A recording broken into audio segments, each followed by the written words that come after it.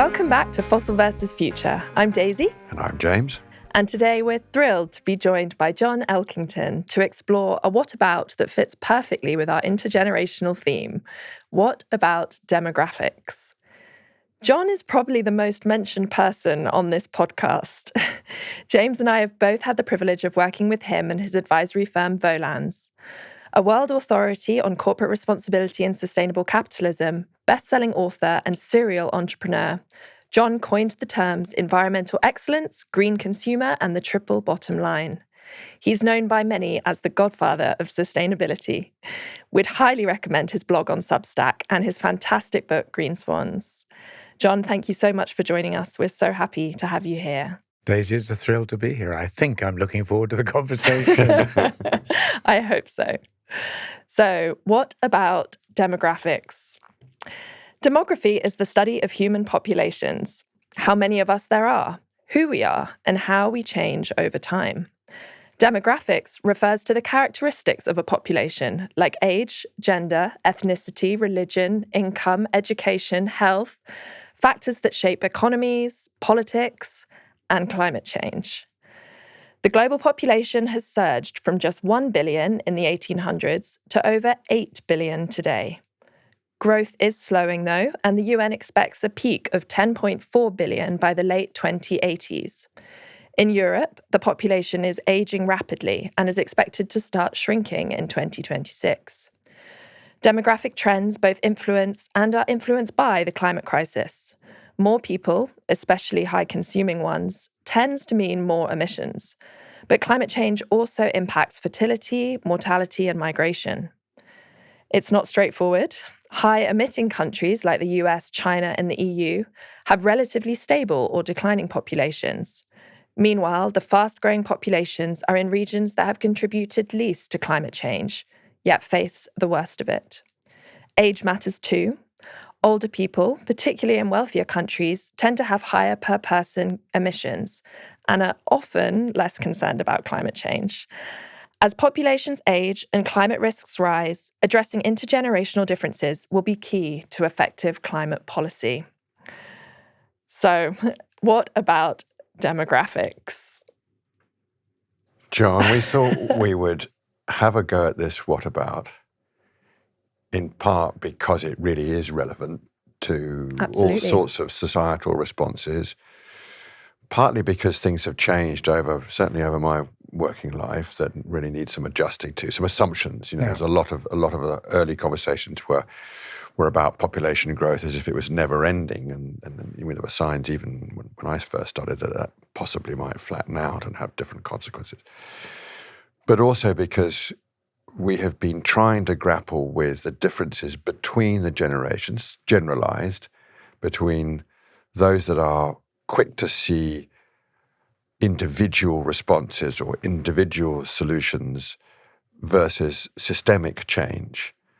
And we thought we would like to explore that, but in this broader context of what's happening to these massive movements of our society, which are about numbers and changing numbers. And I know you've been doing some thinking about this. Well, I have. It's almost inescapable in a way. I'm not a demographer, but I've always been fascinated by disciplines or sciences like epidemiology, the study of populations and health patterns and trends within them and so on.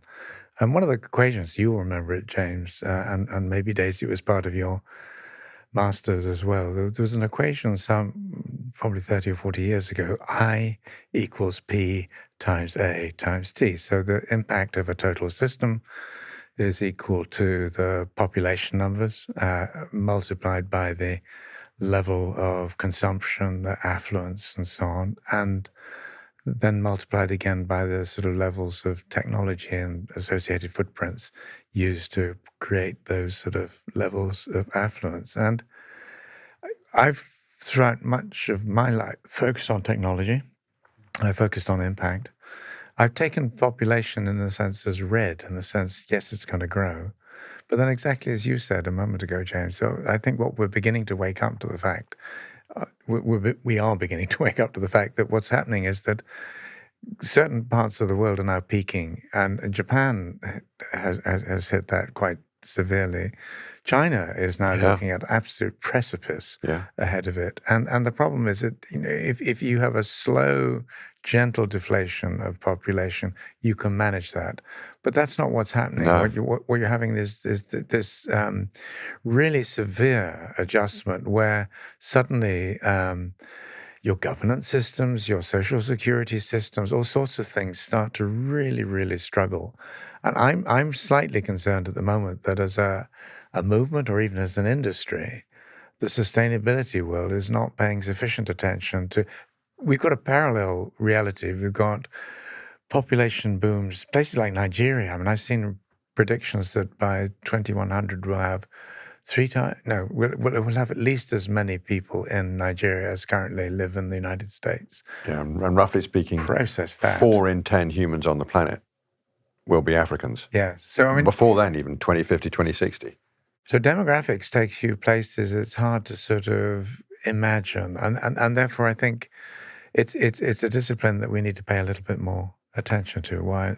Reason why I'm so delighted to be having this conversation. Yeah, and it involves some really interesting shifts in political effectiveness too. How do you organize your society to respond to a problem that is systemic, like climate change, when other things in your society are not as stable as you thought they were, and increasing pressure, particularly on a younger generation, to pay for an older one. Yeah. And the declines, as you say, are sharp. Korea would be another one to look at. Yeah. And here in Europe, many examples from Italy to here in the UK. Yeah, and it's quite remarkable, isn't it? And the pension systems in a country like Italy, I mean, they evaporate within a decade or 3. So there's a social contract that in many ways has been taken for granted here, which I think will be increasingly challenged. And James, you and I think probably are both part of, certainly I am, of the baby boom generation. Maybe you're to to one side of it. But every so often there's a cohort that is big enough to create its own reality. And the boomers have done that, for better or worse. And we're now getting to a point where, many of them will explain that they were environmentalists. And in this way, some of them were, but most of them weren't. And their lifestyles and affluence levels really were not sustainable. But what we have now is those populations starting to go into retirement, and they are, as they grey, they're certainly not greening. They're actually becoming much more conservative with a small c. They continue to vote, but they're voting in ways that we don't really particularly need them to vote in. I mean, both my parents in their late 90s voted for Brexit. That, to me, is a sort of characteristic of what I think will increasingly face. They also have, if they're lucky enough to have pensions, they have some capacity to direct where some of that capital goes. And they tend to go to some of the more, again, conservative places where the returns are reasonably safe, not into some of the speculative stuff that now needs to be done. And so I think, I just did a conversation earlier on stage, we were talking about education. And I was saying, I actually think what we need to also think about is not just the education of the young, it's the re-education of the old, because, and I don't mean re-education camps in Vietnam or whatever, but I do think that we can't take for granted that older people will do what the world will require of them. And therefore I think we don't simply need to focus on younger people. We really need to focus on some of the older folk as well. And those messages you sent me today from your mates. I would agree, yeah. And I think... What were the messages? A lot of them about how young people are getting all this burden put on their shoulders. And you often hear older people saying, oh, the young generation are so inspirational. Like, oh, we're lucky we've got the younger generation to sort out all these problems. But the younger generation have enough on their plate, and also in many situations don't have the capacity, the money, the time to solve these problems. Or, I mean, in terms of individual action and lifestyle changes, maybe those are out of reach for younger people, whereas there's something that people that are older can do, like buying an electric vehicle, for example, as an as an example of an individual action.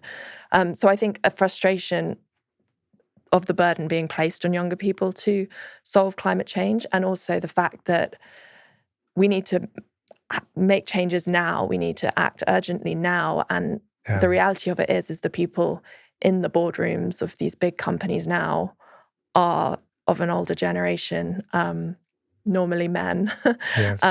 And so, like you say, John, we need some sort of re-education of older people that they can't just pass this burden on to the younger generation. There is also a sort of myth of responsibility, older people being more responsible than the youth. It's actually really is a bit of a fragile myth. It's not very well grounded. Yeah. And I do think there's quite a lot of the opposite on show, that there is a younger generation prepared to shoulder responsibility, but lacking many of the means to give effect to what it is they want to achieve, needing to draw power from some other.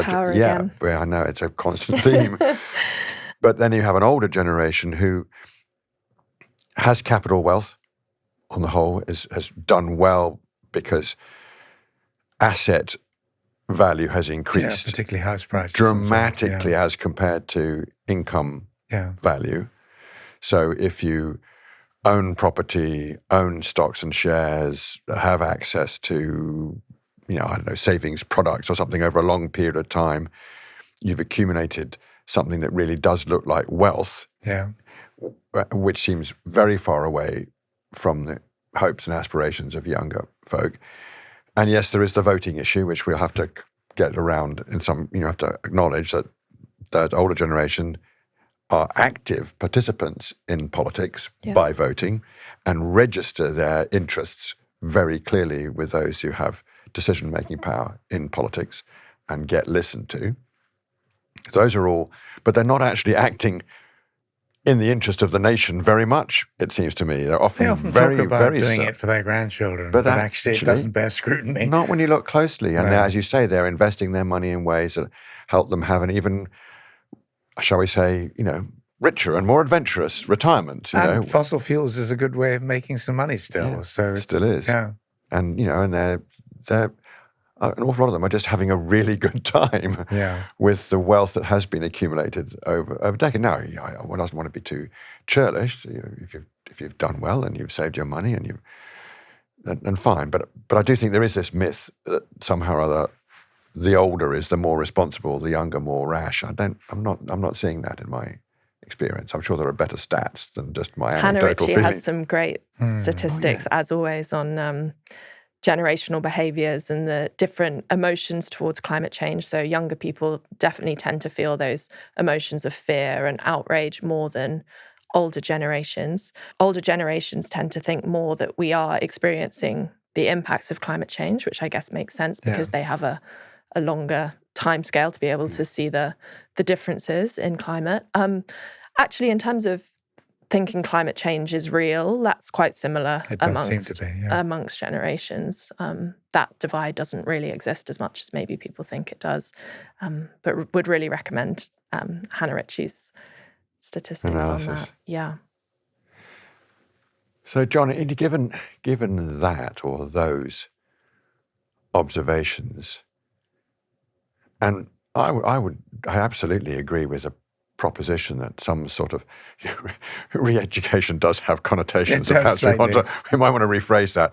But how best to reach that generation with those characteristics in a way that could be productive?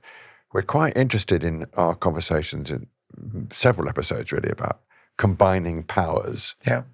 There's certainly overcoming needless misunderstandings. Let's just accept that's part of the point of the conversation we have. But what do you reckon, John? How best to reach some better understanding of why the demographics really matter and what could be done to respond effectively?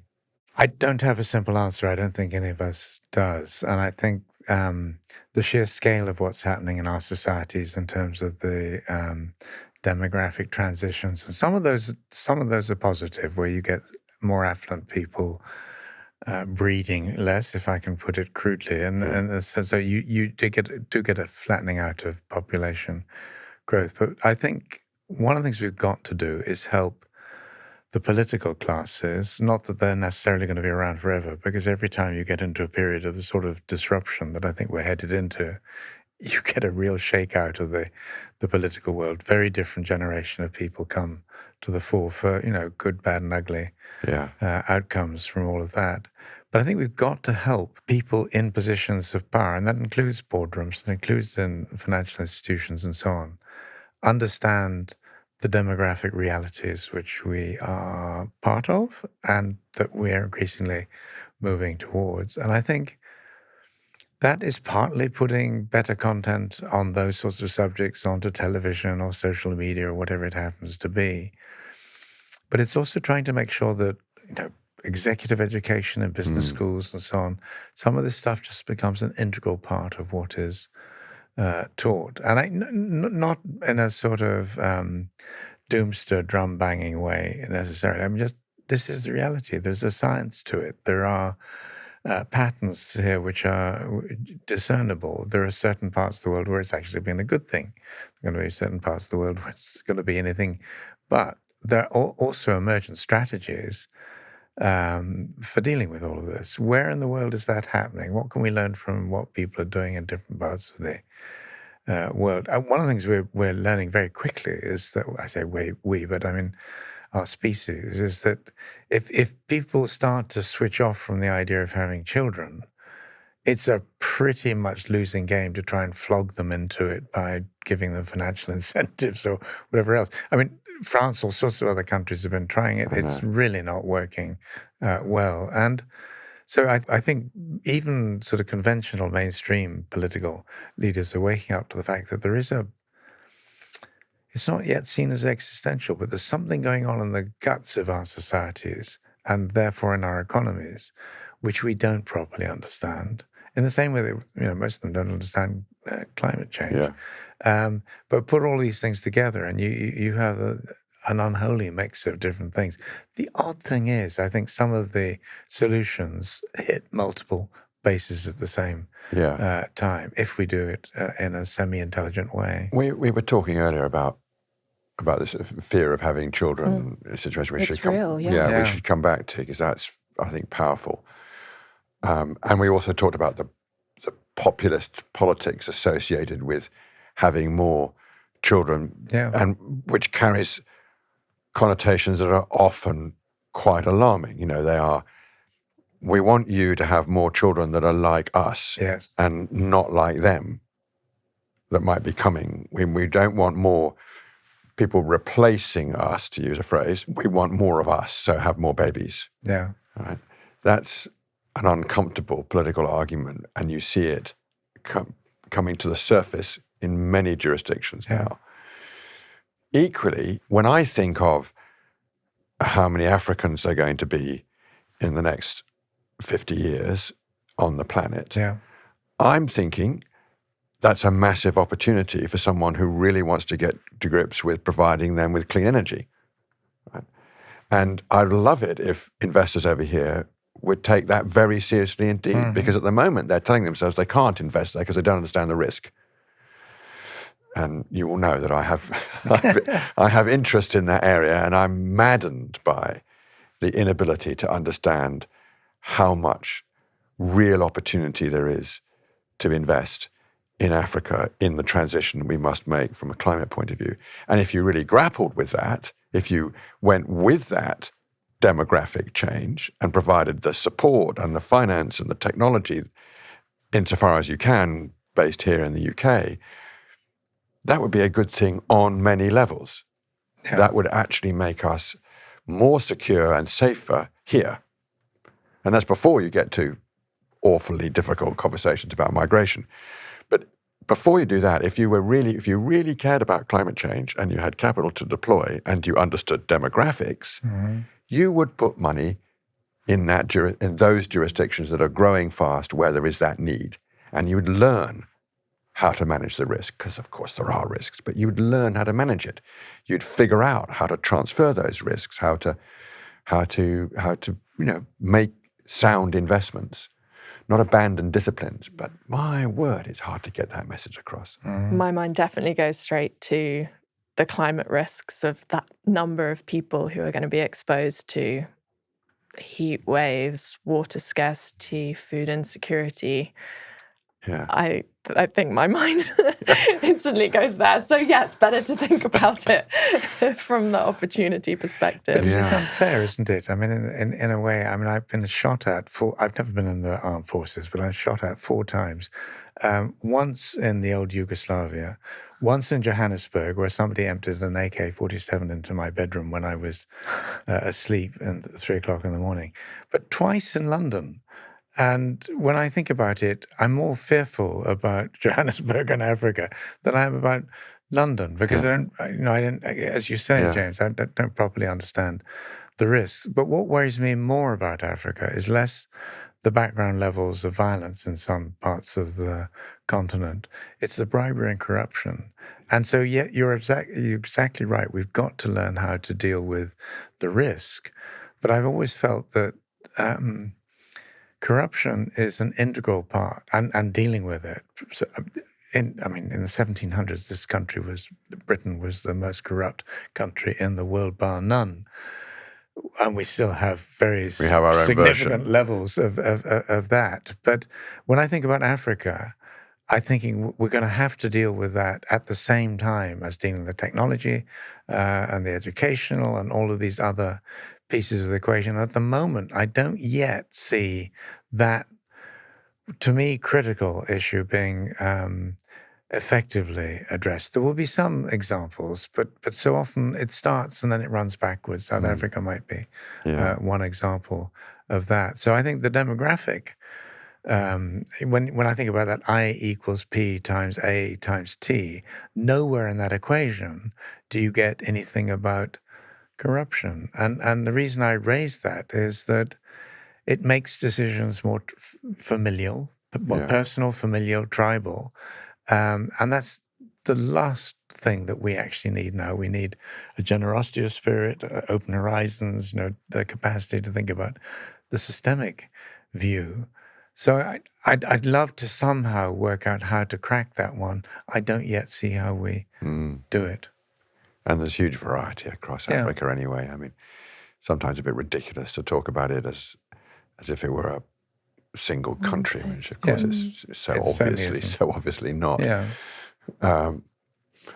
But I suppose I am searching for I don't mean a sort of glass half full optimism about demographics. I mean, serious understanding of the demographics, to understand, okay, these populations are growing and they have needs. How those needs are met matters a lot wherever you live in the world. Yeah. And if you have the means to provide something, capital, technology, or some other service, or you can simply connect those new humans on the planet with whatever it is your markets can offer, then in that case, the openness is helpful. It certainly doesn't help to be closed off. And it doesn't help also to ignore those opportunities and to think that somehow or other they can just get on with their lives over there and not come near us. So I see these big system changes which are underway. Yes, they're carrying threat, and they're also opening up vulnerabilities. So those are it's a very young population being exposed to the kinds of climate risks that really no previous generation has experienced, and that's obviously a problem for them. And we're also in a time where there's very little and declining amounts of public money available to do anything about that. Yeah. So if you're thinking, what are the solutions that fit with that big demographic shift? We have to talk about investment. We have to talk about enterprise. We have to talk about ways in which we are connected in a, if you like, a contractually positive way. Like there's some real bargain to be struck between us and those in the growing numbers. And, across Africa is just one paradigm, but of course there are other parts of the world where there is real growth in population and in economy. And another aspect, I guess, is migration, and how migration will be the main driver of population growth in some countries. And I was reading on the Conduit's newsletter about Spain. Spain's going to have 8 million fewer workers by 2050. So it's issued work permits to 900,000 undocumented migrants and is already seeing the results in their rising GDP. So it'll be population growth, but it'll also, in some cases, not just be population loss, but it'll be brain drains. You think about skilled people being sucked out of the developing countries, whatever we call them now, and into Europe and elsewhere. It's a really major problem. But when you talk about forced migration, Daisy, one of the groups of people who give me hope, oddly, are the military. James has got something of an Air Force background. I have the same. So it doesn't make us sort of consumed with interest or guilt or anything else. And yet it opens your eyes to the fact that human beings periodically operate in ways that are slightly less than ideal. And so during the COVID lockdown period, I found myself working with generals and admirals and air marshals, and I have rarely found any group of people self-selected in the sense that they were part of a climate change review, but who were as aware of what's coming at us in terms of forced migration, natural resource crises, who know if you put the overlay of where are the natural resource crises in the world, where's the conflict, these map onto each other so closely now, and that's going to intensify over time. So again, I wish the intelligence is there. We're awash in data. To some degree, we're awash in information, but real intelligence is still relatively in short supply. And I think there are people in that world who we ought to be tapping into. At the moment, we're scrambling around madly trying to build more bunker-busting bombs or drones or whatever it is because we're terrified about Putin or whoever it might be.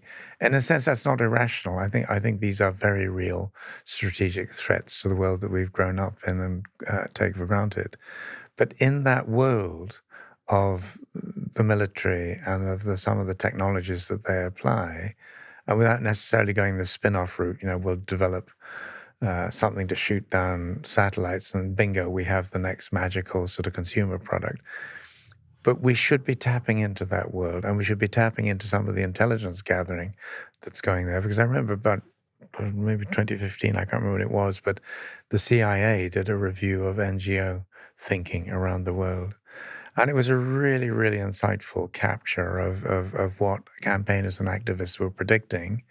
And the military, through the CIA, was starting to build that into some of their scenarios. We should be doing that more formally. Business should be involved in that. Financial folk should be part of that. And at the moment, they're slightly insulated and isolated from a lot of that. At least that's my sense. And we know that the three securities of energy, climate, and peace and security. A bit of social security in there somewhere. Well, true, yes. But they are linked and need to be linked in an intelligent way. The risk always with those sorts of examples from Spain, and of course the big one was Merkel in Germany recognizing that actually there was a need in Germany to import youth. It's not just import labor, it was import youth. And that has had hugely difficult political ramifications that are still rumbling on. Including potentially Brexit, or at least some part of that. It must have been relevant, It certainly fueled a lot of the Brexit campaign and the fear of. Yeah. And yet from a demographic point of view, from a kind of sort of brutal assessment of the numbers, the logic behind increasing openness to others moving from somewhere else, particularly if they're coming with energy and drive and determination to rebuild their lives, is very strong. But if you do it at a time of vulnerability or a sense of loss or feeling that the next generation is not going to do as well, it doesn't really matter whether it's real or perceived. As soon as it's expressed and a political campaign built around it, it's real enough to affect everyday life and make decisions go in a different direction. And it definitely affects our ability to deal with climate change, because the populist politics affects the capacity to make decisions as an individual nation, but also cooperatively, right? And in the times of tension, you're less able to cooperate to the necessary degree to fix a really complicated, big problem like climate change. One of the questions that's at the back of my mind on this whole demographics agenda is, where in the world, where in history have we seen pan-generational approaches to complex problem solving? It's a rarity. I mean, you've had youth parliaments in Switzerland or whatever, but very few attempts really to give younger people a proper voice and get older people to really buy into and support and sustain the support for those sorts of initiatives. And I think there are sort of experiments in global and regional and local governance to be had in that sort of space. You may see people doing that. I mean, I'm not sure who I see doing it. We've had a couple of examples, haven't we? We've had things like IKEA has that sort of advisory group that they use to help challenge them. You know, partly they can do it because they're owned by their own foundation, as it were. They've got a little bit more scope to do unusual things than your average listed company. But it's a good challenge to think about when else in history have we had. I would suggest that sometimes it has been in times of real conflict. Totally, yeah. When youth comes to the top because it's vigorous and strong. It's forced to, because you've got a lot of young, it was mostly men fighting, but there are also women going into the factories or whatever the equivalent at the time was, where a country at war lifts up those who can do what's necessary right now, and they're often young.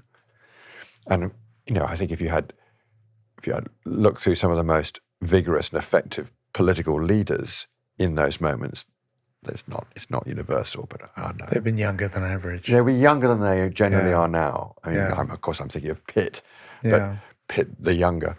But it would be quite interesting to have a look. Actually, I'm sure there's some work there. But my sense is that there are moments in history where that kind of vigor and ability to grip in a crisis or in a situation that requires that lifts up a younger decision-making voice. I think one of the critical factors that would be involved in something like that would include pan-generational trust, a sense of shared purpose, some sort of beyond familial or even tribal loyalty, the sense of, we're in this together. And to some degree, several things are, in a way, litigating against that. So, for example, social media, the algorithms are designed to feed, grief and dissent and all the rest of it. So how could you work it the other way around? How could you actually build the dynamics that brought people together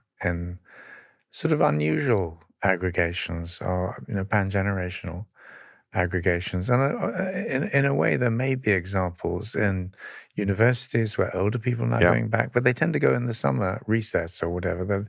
The interaction between the generations is more limited than it perhaps needs to be. But I think this is a space, and it'll seem to some people like social engineering, but it's a form of social engineering I think we have to take seriously and somehow work towards. And I think we have focused mainly on age, demographics as it relates to generations and to age, but you touched on it, James, but women and the role of women in these situations and in the boardroom. And you mentioned like in times of war when women were given the opportunities to work, and actually looking at Project Drawdown earlier, Yeah. family planning and Yeah. girls' Huge. education is actually one of Right up the there. is right up Right there up as there. a climate solution. And Yeah. in terms of population, giving women the ability to choose Yeah. how many children they have, when they have children, is something that really needs to be put into focus. It's a as big well. lever. Yeah. It's one of the reasons why Project Drawdown is so useful as a device. You don't have to agree with everything in it. You don't have to agree with the ranking, but it's quite a good thought-provoking analysis. And it's I've been constantly surprised at what goes up the top of the list. It's good. It's good to learn from that. So we've talked before about women on boards, but also younger people on boards, younger women on boards would make a difference. And you have to. That is a form of social engineering, and it has to be done carefully. You don't want it to be a token. Right? If you're going to use the boardroom for decision making, it needs to be real, and the person there needs to be actively engaged and not just there waving up. Yeah. So we've got some experience of re-engineering decision making in companies, and there are other techniques. We've been on advisory boards that advise a CEO, and you need a CEO that stays in the conversation. Some of them work and many don't. And many that don't. Yeah, you've got to have someone who takes seriously the listening to the other voices and translating them into action, and you could engineer a youthful voice into that space. I'd be inclined to sort of mix the youthful voices into different ages in these advisory structures, because I suppose the main experience I had in public was at COP26 in Glasgow, the climate summit, and the Body Shop did this session with a youth board, and with the greatest respect, and I loved all the people to pieces, but the youth advisory board basically beat up Body Shop for all the things that conventional companies do, and which are a portrayal of our collective interest, with seemingly very little understanding of the company they were actually dealing with. So I think you need a blend of experience and energies and all the rest of it.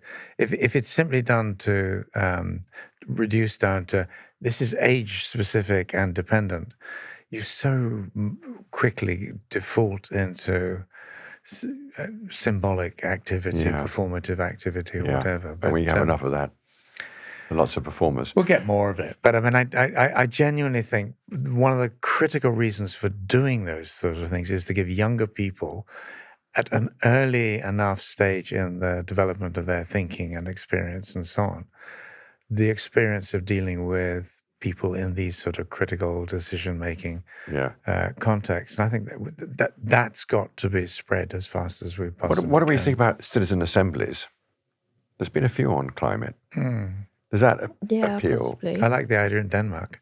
The question is whether we can do it as well here. But are you suggesting that you're mixing up the demographics there, or? Again, you can engineer who comes in to some extent. There will be an algorithm for that. So, are you in or out? Are you 13 or above? I don't know. I like the idea in principle. I like the idea in principle. I do think there's something in it that could be expanded and made more relevant. It doesn't, on its own, it isn't an answer to these massive demographic shifts we've been talking about, but in a particular political setting, in the kind of culture that we have, where much of that disappointment that you were showing me from your mates is in a sort of dissatisfaction with how things function politically, there must be a role, I think, for these sorts of organizations. The question is how much power and authority to give them to actually make decisions as opposed to send a message to a decision-making forum. Maybe a model is the jury process in this country, where ordinary citizens are brought together to really compare notes and test their respective conclusions towards an outcome, So, I mean, there are different ways in which this could be constructed, but it's got, I think, to have a very cogent, coherent set of outcomes in mind, because otherwise it just drifts left, right, and center. And you've got to have political leaders, whether it's a city level or national level or globally or whatever, who not simply genuflect to this sort of stuff, but think, okay, a good idea there. We're going to do this. We'll report back on what happens. So you other people have to play their role if this is going to take off. Yeah, it goes back to powerful leaders again. It goes back to who holds power on whose account for what purpose, and there aren't any shortcuts. You've really got to thrash that out and be prepared to resist those who will prevent you expressing those views. Which, I mean, we all know that there are plenty of opportunities for the established power to keep out anybody who wants to, challenge or take away their privileges or, substitute some other power holder for theirs. So these are things that are kind of perennial. But I think we've done a decent job of assessing why these big demographic shifts make a difference to how we deal with climate change, and hopefully we can engage others in that sort of conversation and figure out what perhaps the answer might be without pretending to know ourselves. Well, I'm certainly not pretending to know anything here, but I find demographics fascinating. I think many people are illiterate and innumerate in that space because they don't think it's terribly important. We need to communicate that importance. But there's a science underneath it, which is statistical, which is data rich. And I think in so many different areas, we've got to become much better at doing that. But just as you were saying, James, what you just said, a thought flashed through my mind, which was one of the problems that we face as a species is that we don't live long enough. And that's going to make me sound like these tech bros who want to have their brains frozen and so on. That's not what I mean.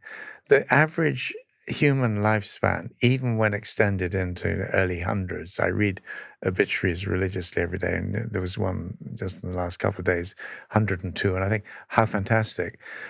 But we don't have that capacity to review what's happened on our planet and our role in all of that, and to be able to stand back and take considered decisions as a result of all of that. And one of the reasons why I'm quite excited about some elements of AI is I think over time we might, it's back to engineering, but I mean, create systems that can actually enhance our capacity to see that wider landscape of all sorts of systems that we're influencing and enable us to sort of iterate and play and test and prototype in a way that we're not currently able to do. I don't want to push vaporware. No, but that's a good point. A good point of discussion. Yeah.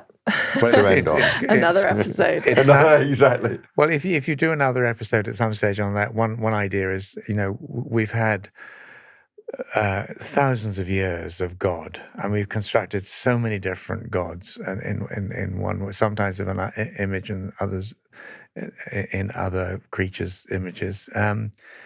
I wonder whether we don't now need to create an equivalent of who is somehow up there, somehow omniscient, certainly knows a lot more than we currently do, and will direct us in all of our sinful ways and so on. I don't know. I'm being ridiculous, but there is something in there which I think people talk about the God gene, this sort of the capacity of the human brain to want something bigger than us, something that lives on longer than us, and all the rest of it. I just think I think there's an engineering project there, and a social engineering project that's at least well worth thinking about. And science fiction has been doing that for a while. Daisy. I love it.